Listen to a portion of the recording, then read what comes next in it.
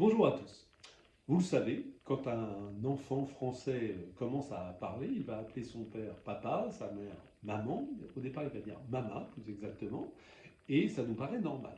Ce qui est moins normal, ou en tout cas plus surprenant, c'est que ces deux mots, mama et papa, se retrouvent dans de très nombreuses langues du monde.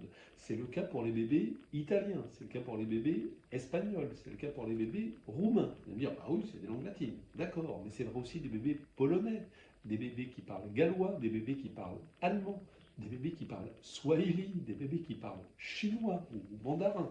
Ça commence à faire beaucoup et donc c'est plus qu'une coïncidence et c'est le sujet de mon infolettre de l'Express cette semaine sur le bout des langues. Je suis allé voir des linguistes qui travaillent sur ces questions et voilà ce qu'ils m'ont expliqué. En fait, ce phénomène est lié très précisément à la manière dont l'être humain apprend à parler. Nous commençons tous, quand nous sommes bébés, à émettre la voyelle A. Et pour les consonnes, c'est un peu plus compliqué, mais nous allons commencer par les consonnes qui se forment en fermant les deux lèvres. Me, be, pe.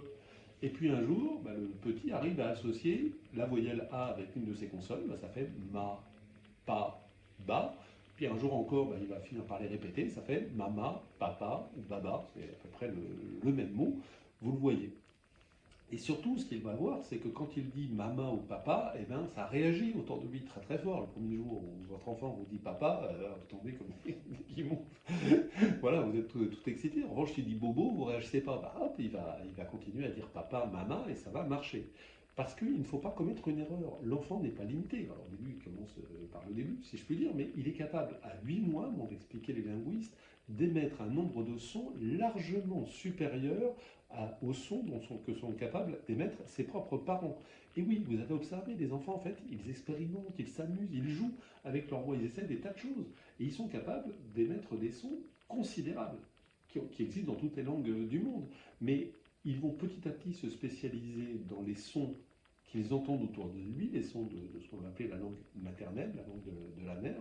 Et puis, ils vont se spécialiser, comme je le disais, sur les sons auxquels les parents réagissent. Et donc, effectivement, si votre petit bébé français émet des sons qui n'existent qu'en espagnol ou en laotien ou je ne sais pas quoi, vous ne réagissez pas. Donc, il va les laisser tomber, ces sons-là, et se spécialiser sur les sons de sa langue maternelle. Donc oui, nos bébés sont un peu des génies, si vous voulez, puis ils vont petit à petit comme ça découvrir le langage.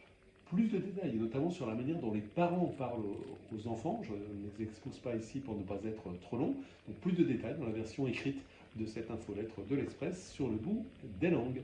Je vous remercie et je vous dis à la semaine prochaine.